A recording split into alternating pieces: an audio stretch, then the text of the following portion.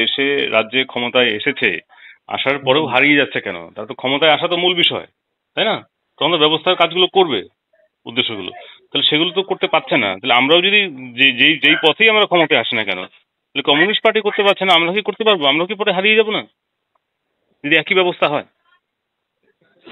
আমার তো মনে হয় আপনার ধারে কাছে পৌঁছাতে পারবেন না। ওরা তবু ধারে কাছে পৌঁছেছে, অনেক দেশে এসছে, অনেক কিছু করেছে। রাশিয়াতে করলো, চীনে কিছুটা করেছে, অনেক দূরে গিয়েছে। আপনারা ধারে কাছে আসতে পারবেন না। একটা ছোট দেশ দেখুন না, ছোট দেশে করার চেষ্টা করুন। তাহলে আপনি বৃথা সময় দিচ্ছেন না, আমার সাথে কথা বলছেন, এসব নিয়ে আলোচনা করছেন। বৃথা না, ব্যবস্থাটা ভালো কিন্তু পথটা যেহেতু ভালো না। ব্যবস্থা আপনি আবার বুঝতে পারেননি কথাটা।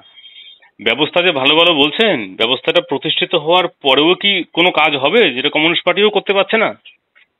না বুঝতে পারছেন না? দুটো পার্টি যদি দুটো যদি একই ব্যবস্থা হয়, তাই না? তাহলে আমাদের তাহলে কাজ করে কি লাভ? এই তাহলে বৃথা কাজ না, বৃথা চেষ্টা না এগুলো? কারণ কমিউনিস্ট পার্টি ক্ষমতায় বিভিন্ন দেশে এসেছে, তাও তারা সমাজতন্ত্র কায়েম করতে পারেনি। সাম্যবাদ তো বহু দূরের কথা। ভারতবর্ষ এসছে বিভিন্ন রাজ্যে, সেগুলো হারিয়ে যাচ্ছে। তাহলে যদি সর্বোৎকৃষ্ট যদি ব্যবস্থা হতো কমিউনিস্ট পার্টির ব্যবস্থাটা, তাহলে তাহলে কেন উন্নয়নগুলো করতে পারছে না তারা ক্ষমতায় আসার পরেও? পথের কথা তো বাদ দিলাম, পথ ধরেই তো ক্ষমতায় এসছে তারা। তো ইউএলএম ব্যবস্থা যদি কমিউনিস্ট ব্যবস্থার মতো যদি ইউএলএম ব্যবস্থাটা হয়, তাহলে ইউএলএম ব্যবস্থা আসার পরে ইউএলএম ব্যবস্থা কি করে সে সমাজের কল্যাণ করবে? যে একই ব্যবস্থা হয় না। ওরা যেমন ভাবছে যে গোল হচ্ছে ওদের সমাজতন্ত্র, তারপরে অন্তিম গোল সাম্যবাদ।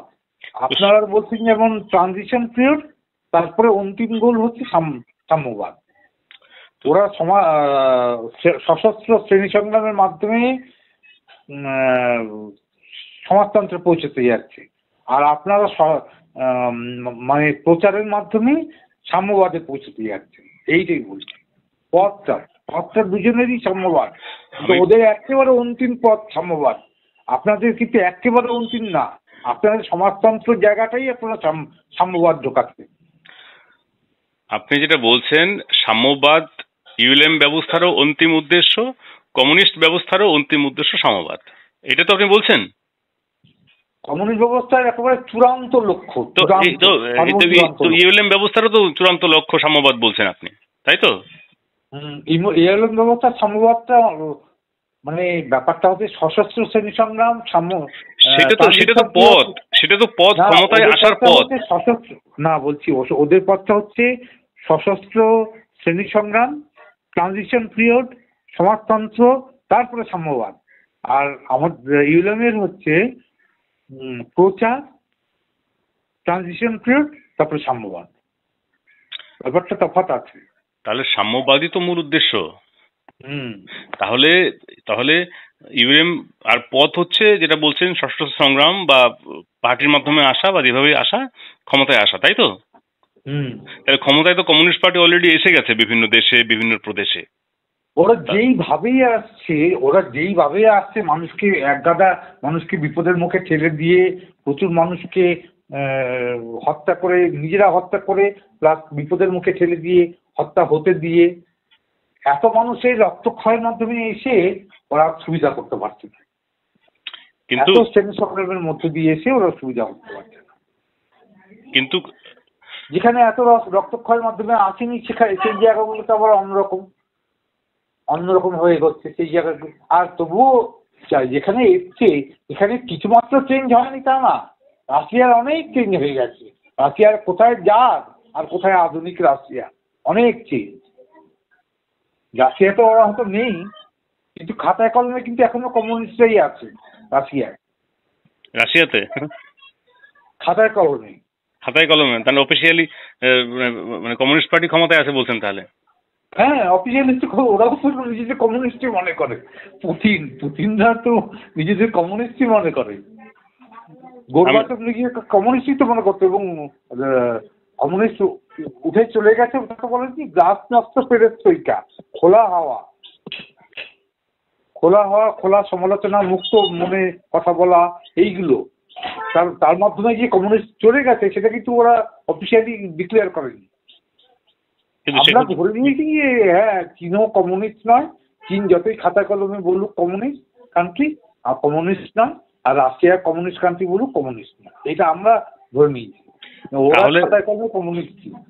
তাহলে আমার কথা হচ্ছে যে সাম্যবাদ তো অনেক দূরের পথ, কিন্তু সমাজতন্ত্র তো সহজ পথ।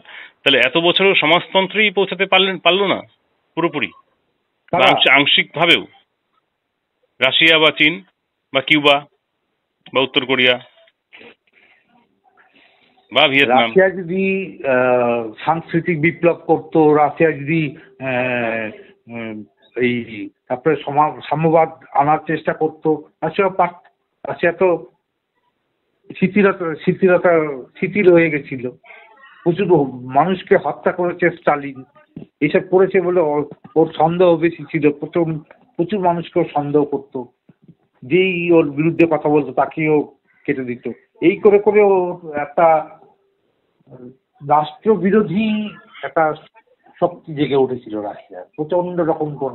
আর যারাই বিরুদ্ধে কথা বলতো তাদেরকে ওরা কোতল করে ফেলতো, মানে গণতন্ত্রের একেবারে কণ্ঠরোধ করে ফেলেছিল।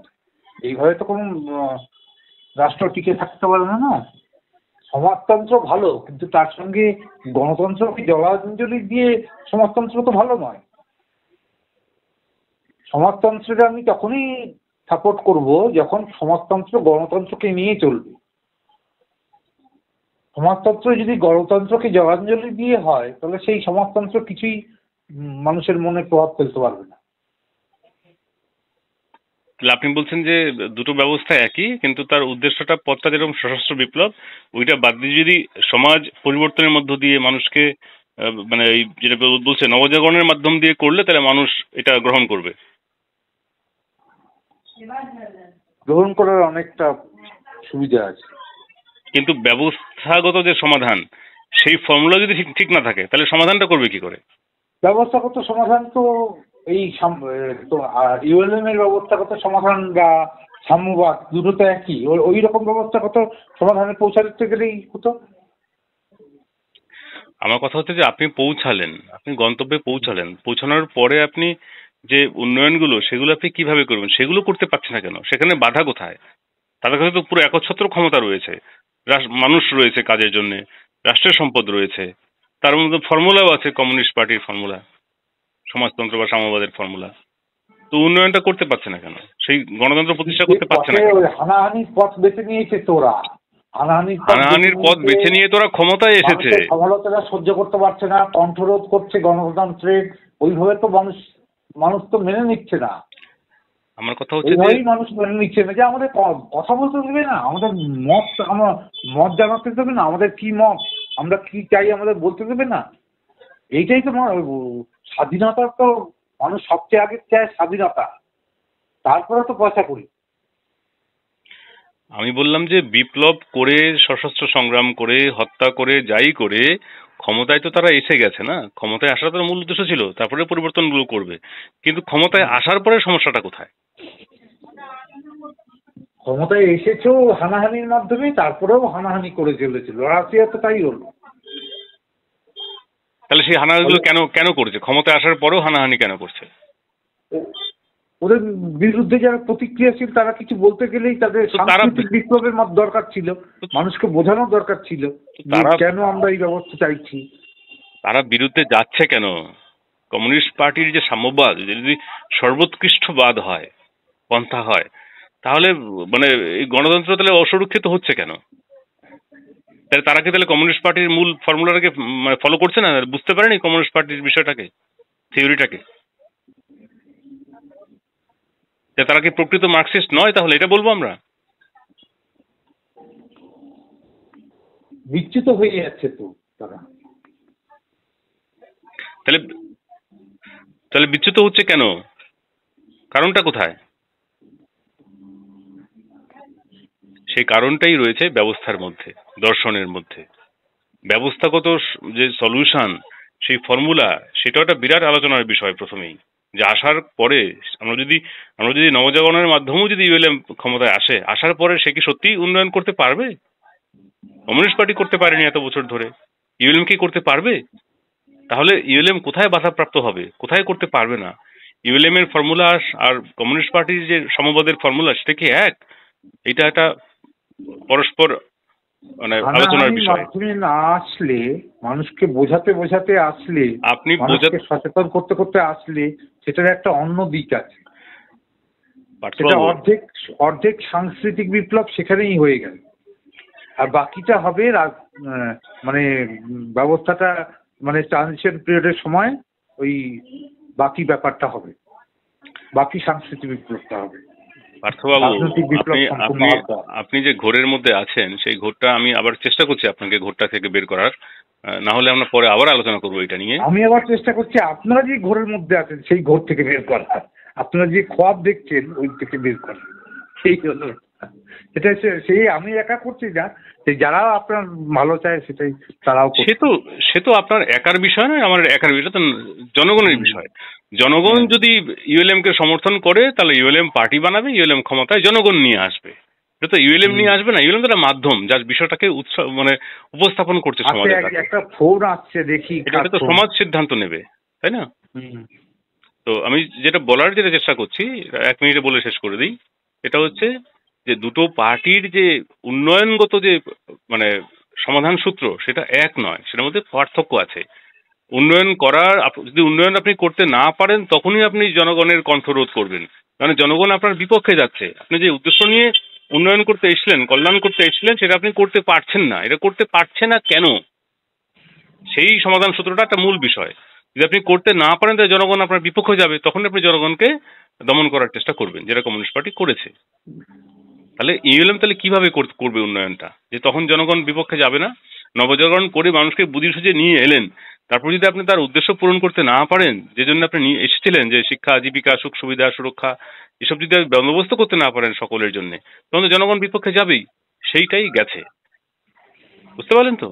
তাহলে এইটা নিয়েও আলোচনা করতে হবে। এটাই তো মূল বিষয়, যে উন্নয়নটা করবে কি করে, তার অর্থনৈতিক পথ কি আছে, রাজনৈতিক পথ কি আছে, সাংস্কৃতিক পথ কি আছে, সেইগুলোই বিষয়। সেইগুলোর পার্থক্যটা দেখতে হবে আগে আছে কিনা। দুটো যদি একই হয় তাহলে তো ইউএলএম নিয়ে প্রচার করে কোনো লাভ নেই, কারণ তারাও ক্ষমতার পরে আসলে পরে তাদেরও বিপক্ষে লোক যাবে, তখন তাদেরকে দমন করতে হবে, মানুষকে মুখ কণ্ঠরোধ করতে হবে, গলা বন্ধ করতে হবে। ঠিক আছে, এটা নিয়ে পরে কথা বলবো আবার। ওকে ওকে।